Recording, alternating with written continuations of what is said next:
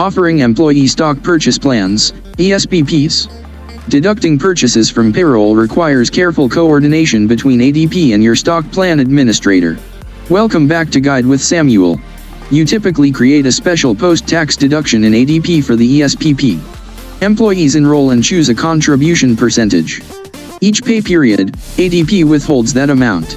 You then receive a file or report from ADP detailing the total withholdings per employee for the purchase period. You send this data and the funds to your stock plan administrator to execute the share purchase. My crucial pro tip: coordinate timing meticulously.